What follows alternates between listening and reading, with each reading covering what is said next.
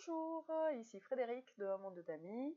Je suis éducateur canin et comportementaliste et dans cette vidéo, je vais vous expliquer 5 astuces à mettre en place pour les chiens qui ont tendance à faire des bêtises. Bon, le terme de bêtise, c'est quelque chose que nous, humains, nous employons quand le chien a un comportement qui nous dérange. Néanmoins, pour le chien, du point de vue du chien, il ne fait jamais de bêtises, c'est-à-dire que le chien, lui, fait des trucs de chien.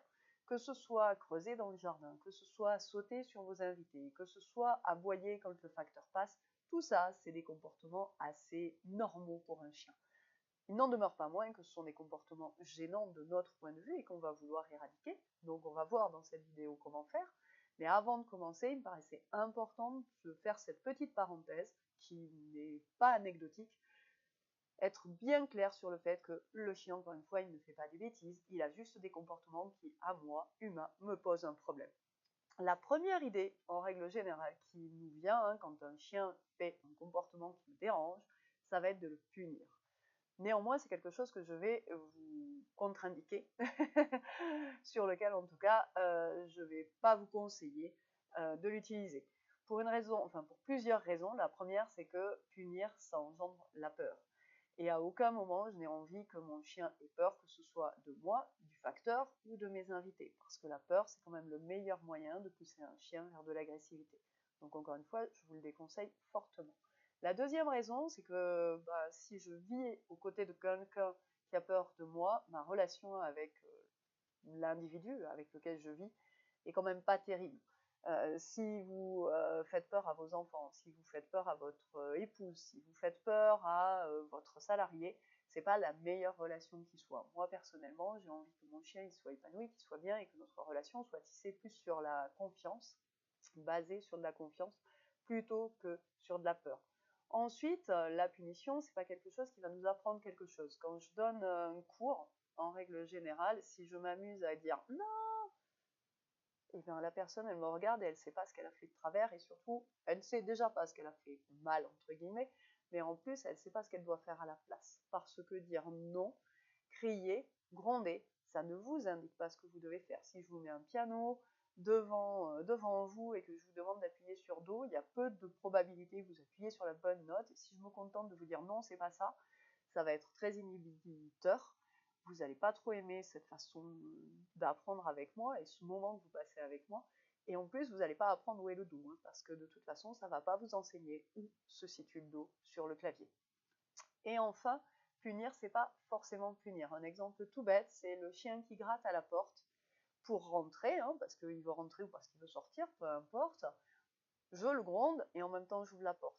Pour lui, de son point de vue, il a gratté, ça a ouvert la porte. Donc ça a fonctionné.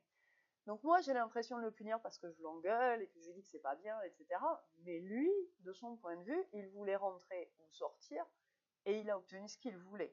Donc à ce moment-là, il nous perçoit comme quelqu'un d'extrêmement lunatique et très étrange parce que d'un côté on lui donne ce qu'il voulait et d'un autre on l'engueule.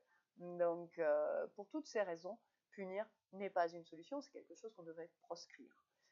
Ensuite, la deuxième idée qui peut venir, qui vient pas systématiquement, mais ça c'est souvent quand on a lu des forums, qu'on est allé sur internet un petit peu, vous avez pu voir qu'on conseillait régulièrement d'ignorer les mauvais comportements. Alors j'ai fait déjà une vidéo là-dessus, donc vous pourrez aller la regarder, je vais vous mettre le lien là-haut. Vous pourrez aller regarder, moi c'est pas quelque chose que je conseille d'ignorer les mauvais comportements. Donc je vais pas revenir là-dessus, allez voir la vidéo, ce sera plus simple. Maintenant, on va passer donc aux 5 techniques à mettre en place quand on a un chien qui fait une bêtise. La solution numéro 1, ça va être de détourner mon chien. Sur l'image que vous avez ici, le chien il a pris une chaussure. Donc je peux prendre un jouet qui fait pouic par exemple, vous savez, tous ces jouets qui font pouic. Et le chien, s'il entend son jouet, si je me mets à jouer avec le pouic, il va laisser tomber la chaussure et il va venir jouer avec moi. Donc ça, c'est détourner le chien. Ça fonctionne bien, mais après, il faut faire attention parce que si je fais que ça, je vais créer ce qu'on appelle une chaîne de comportement. C'est-à-dire que le chien, il va savoir que quand il, à force, par la répétition, il va se rendre compte qu'à chaque fois qu'il vole une chaussure ou qu'il vole quelque chose, vous vous mettez à jouer avec lui et avec un jouet. Donc, c'est généralement pas ce qu'on veut. J'ai pas envie d'apprendre à mon chien qu'en volant une chaussure, il a une séance de jeu avec moi. Donc c'est utile, parce que s'il m'a piqué quelque chose qui a de la valeur à mes yeux, ou qui a de la valeur tout court, ça va me servir de le détourner si j'ai pas d'autre solution, mais ça devrait pas être ce que l'on met en place le plus souvent en tout cas. Ça c'est la solution numéro 1. La solution numéro 2, c'est d'anticiper. Ici je vous ai mis une photo d'un chien qui saute sur quelqu'un, donc mettons que c'est un invité. L'anticipation va consister à mettre le chien en laisse, tout simplement. Anticiper, c'est ça. C'est savoir que j'ai un chien, il a tel défaut, il a telle tendance, et j'empêche le chien d'avoir ce comportement. J'anticipe, tout simplement.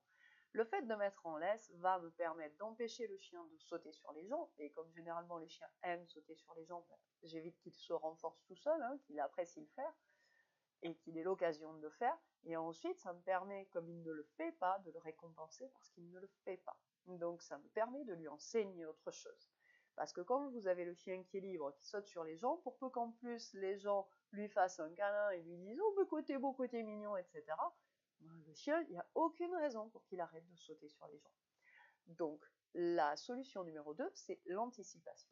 La solution numéro 3, ça va être gérer l'environnement. C'est ce qu'on fait en permanence avec nos enfants. Avec les enfants, on met des blocs portes, des blocs tiroirs, on met des blocs escaliers aussi pour éviter qu'ils se cassent la figure dans l'escalier, on met des caches-prises, on gère l'environnement parce qu'on n'a pas envie qu'un de nos enfants aille se noyer dans une piscine, aille s'électrocuter ou autre. Avec le chien, c'est exactement la même chose. Quand on a un chiot encore plus, il faut gérer l'environnement. Là, sur la photo que je vous ai mise, on voit que les chaussures ont été surélevées pour éviter que le chien aille en voler. Bon, à mon avis, là, ça fonctionne très modérément parce que les chaussures ne sont pas très hautes au vu de la taille du chien. Il doit pouvoir réussir, mais vous voyez l'idée. L'idée, ça peut être aussi de mettre la poubelle dans un placard, sous l'évier par exemple, ce qui est un emplacement assez classique pour les poubelles, plutôt que de la laisser à disposition du chien alors qu'on part bosser. Parce que ça va être hyper tentant pour le chien d'aller fouiller dans la poubelle et qu'il va se récompenser en le faisant, et que du coup il va recommencer. Et même si vous rentrez et que vous l'engueulez, il va recommencer, parce que quand vous avez le dos tourné, n'empêche, il trouve des trésors dans la poubelle. Alors qu'il est si simple, quelque part, d'aller mettre la poubelle à l'abri de toutes ces tentations. Et de cette manière, mon chien a cessé sa bêtise, entre guillemets. Ça, c'était la solution numéro 3. La solution numéro 4 va être d'interrompre. Interrompre, c'est quelque chose de différent pour moi de ce qu'on a vu tout à l'heure, de détourner. Interrompre, c'est avoir appris à mon chien ce que j'appelle un ordre interruptif. Si je lui dis stop, mon chien s'arrête, par exemple. Moi, mon ordre interruptif, c'est le voilà. Donc c'est juste un son que j'ai conditionné et qui fait que quand mes chiens l'entendent, en fait, ils lèvent la tête et qu'est-ce que tu veux? Voilà. C'est un apprentissage, il faut le mettre en place, mais ça fonctionne très bien. On a le même inconvénient que sur le fait de détourner, c'est-à-dire que si je me contente d'interrompre systématiquement mon chien quand il fait une bêtise, il va faire le truc qui me dérange pour ensuite être interrompu, pour être récompensé derrière. Et je vais avoir une belle chaîne de comportement encore une fois. Donc interrompre c'est bien, ça sert, mais il ne faut pas faire que ça. Ce qui nous amène à la solution numéro 5, qui va être d'enseigner autre chose à mon chien. Et c'est vraiment là-dessus que vous devriez mettre l'accent. Toutes les bêtises que font vos chiens, bêtises toujours pareil entre guillemets, je peux enseigner autre chose à mon chien. Un chien qui saute sur les gens, je peux lui apprendre à avoir les pattes au sol. Un chien qui aboie après le facteur, je peux lui apprendre à revenir quand le facteur vient. Ou je peux lui apprendre à aller chercher un jouet si ça génère beaucoup d'excitation pour lui. Un chien qui vole dans la poubelle, moi je vais mettre la poubelle à part, tout simplement, parce que ce sera quand même beaucoup plus simple. Surtout quand je suis pas là, parce que si je suis là, je peux lui apprendre à aller dans son panier, je peux lui apprendre à laisser la poubelle. Mais lui apprendre à ne pas toucher à la poubelle pendant 9 heures d'absence, si régulièrement dans la poubelle il y trouve du poulet, ça va être compliqué quand même, faut bien être clair aussi parfois.